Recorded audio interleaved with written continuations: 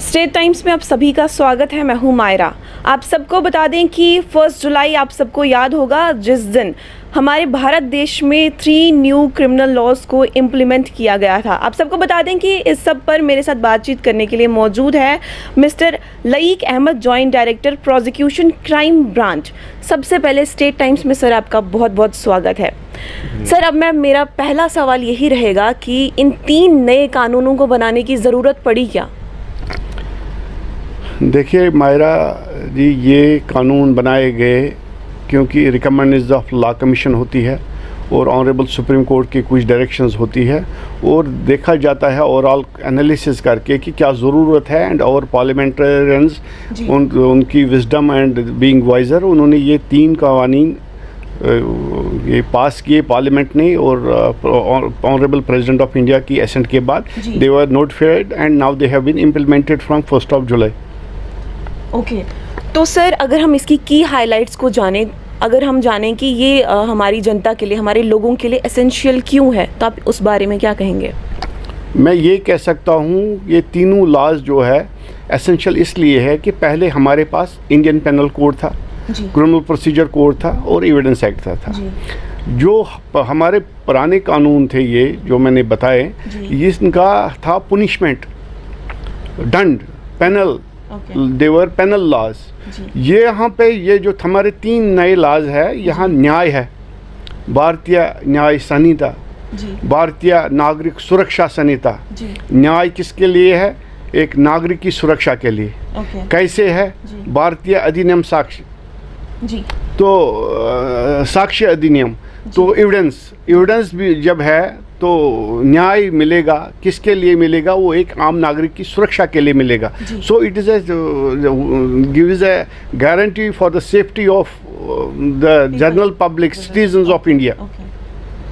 तो सर मैं यही जानना चाहूँगी, ये जो 3 लॉज है, मुझे लगता है हमारी जो जनता है उनको समझ में नहीं आ रहे हैं कि ये 3 लॉज हैं क्या। मैं चाहती हूँ कि थोड़ा आप एलाबोरेट करें कि ये 3 लॉज है क्या, इनके नाम क्या है, ये क्या कहते हैं?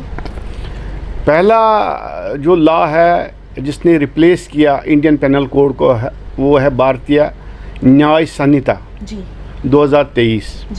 ये भारतीय न्याय संहिता है, ये क्रिमिनल सबस्टेंटिव लॉ है। जिस तरह आईपीसी में ऑफेंसेस डिफाइन किए गए थे, फिर उनकी पुनिशमेंट बताई गई थी, लेकिन इसमें कुछ एक नई जान आई है, नए कुछ सेक्शंस इंट्रोड्यूस किए गए हैं। फॉर एग्जांपल डेफिनेशंस कुछ आई है इसमें, और जो स्कैटर्ड थे, सपोज जो ऑफेंसेस स्कैटर्ड थे इन आईपीसी, वो एक ही चैप्टर के अंडर लाए गए। It has been given a shape and symmetry. और सबसे बड़ी बात है punishment of community service has been introduced. उसका वो सबसे बड़ा पहलू है। अगर किसी वो उसमें दिखाए गए हैं किन किन जराइम में कम्युनिटी पुनिशमेंट की, कम्युनिटी सर्विस की पुनिशमेंट होगी, तो वो कम्युनिटी उसमें डबल एजेड फ़ायदा है। एक तो वो ऑफेंडर है, he will be have a future, वो इट इज़ ए रिफॉर्मेशन, और दूसरा है कि कम्युनिटी को भी इसका बेनिफिट होगा। ये पहलू है, बहुत सारे पहलू इसमें हैं। तो अगर इसमें डेफिनेशंस है, बेगरी डिफाइन किया गया, और जो कॉलोनियल टाइम के वो थे, ब्रिटिश कैलेंडर, क्वीन वगैरह, लूनेटिक, इडियट, वो सारी डेफिनेशंस डिलीट कर दी गई। इसमें तो कुछ पुनिशमेंट्स जो है वो इंक्रीज़ कर दी गई, और कुछ पहलू सपोज ये अबेटमेंट ऑफ ऑफेंस, ये अटेम्प्ट टू सुसाइड जो है, that has been deleted, adultery has been deleted. तो ये कुछ पहलू है फॉर द बेनिफिट। ये ओवरऑल इसमें जो चेंजेस आई है वो इसमें BNS, जिसको भारतीय न्याय संहिता कहते हैं।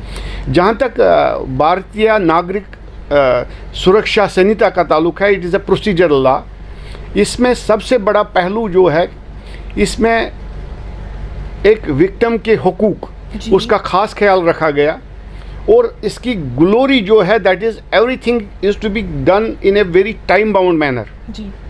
इसमें 2 चीज़ें, ट्रांसपेरेंसी, शफाफियत, अकाउंटेबिलिटी, वो in every member of the criminal justice system, right from police till prisons, everybody is accountable for the implementation of these laws. ये जो भारतीय नागरिक ये सुरक्षा संहिता है, इसमें अगर आप बोलेंगे तो सबसे पहले जो it starts from FIR, 0 FIR का कंसेप्ट आ गया।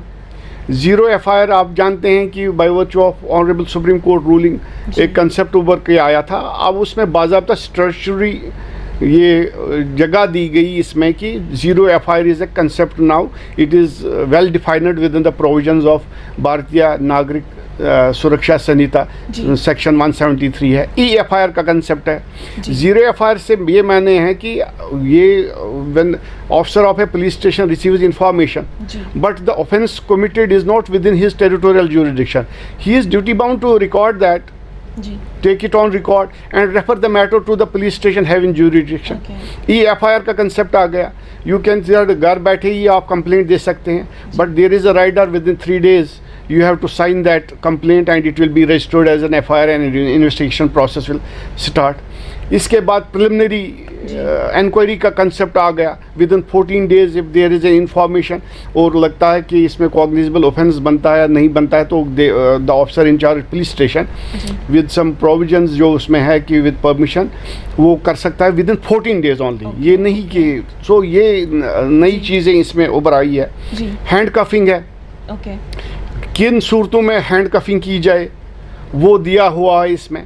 प्रोक्लेमेशन कैसे हुई, प्रोक्लेमेड ऑफेंडर किसको बनाया जाएगा, नोटिफाई किया जाएगा, उसके खिलाफ कौन सी कार्रवाई की जाएगी, ये बहुत सारे। और सबसे बड़ा पहलू जो है कि ये इन्वेस्टिगेशन पीरियड में विक्टिम का right, he has right to copy of FIR, वो उसका हक बनता है। फिर जो इसमें रिमांड का पीरियड है 15 दिन की पुलिस रिमांड, अब हम इन पीसीज ले सकते हैं 2 दिन का रिमांड विद इन 15 days, वापस उसको भेज सकते हैं जेल में, दोबारा पुलिस रिमांड के लिए ला सकते हैं विच इज़ टोटल 15 days। तो ये शफाफियत लाई गई। इसके बाद जब चालान पेश किया जाएगा वो that will be in electronic form. Accused को राइट होगा कि he will receive the copy of that challan, whether hard copy हो या इलेक्ट्रॉनिक फॉर्म में हो। और इसके बाद अगर इन्वेस्टिगेशन कंप्लीट नहीं होगी विद इन द पीरियड, उसमें प्रिलिमिनरी चालान हो, we can request the court for supplementary investigation. पहले उसमें सप्लीमेंट्री इन्वेस्टिगेशन कोई टाइम पीरियड नहीं था। Now there is a time period fixed, we have to complete it within a period of 90 days. If it is not completed, honorable court can extend the period. तो ये चीज़ें, ये शफाफियत भी है, ये एक अकाउंटेबिलिटी भी है।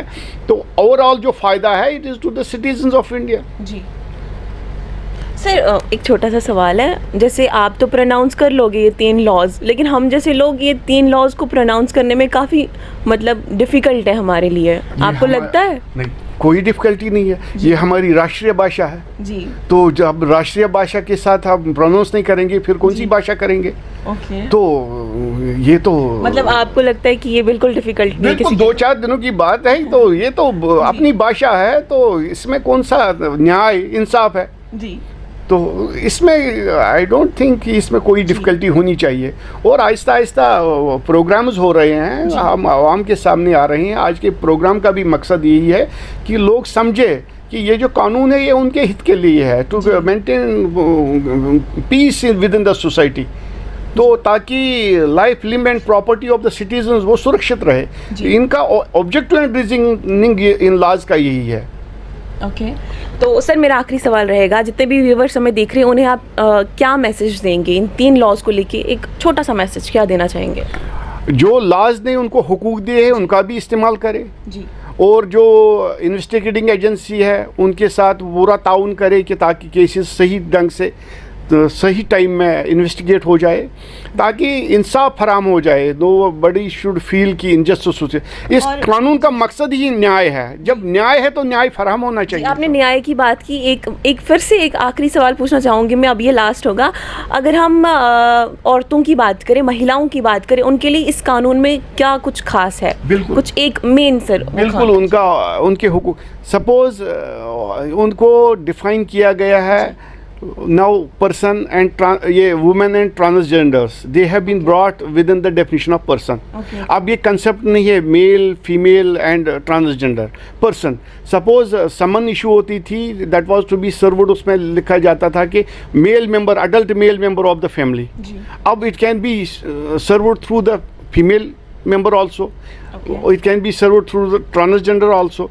और औरतों का ये भी हुकूक है कि उनका if a lady she is victim of any sexual offense, उसका जो डिग्निटी मेंटेन करने के लिए उसका ऑडियो विजुअल रिकॉर्डिंग होगी स्टेटमेंट और घर पे होगा.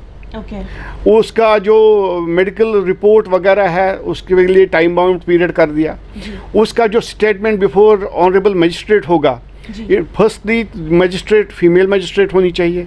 और अगर फीमेल मजिस्ट्रेट नहीं है तो उसको मजिस्ट्रेट के सामने in presence of a female वो रिकॉर्ड करना है. डिग्निटी का बहुत ख्याल रखा गया, उनके हुकूक का बहुत ख्याल रखा गया. तो इसमें बिल्कुल हर एक के हुकूक महफूज है. ये बिल्कुल ये हर एक के तहफ़्फ़ुज़दार है ये कानून. ठीक है sir, thank you for giving us your precious time and thank you so much for joining sir. Thank you. तो चलिए फिलहाल की इस वीडियो में इतना ही, और भी वीडियोस के लिए अपडेट्स के लिए आप ऐसे ही देखते रहिए स्टेट टाइम्स.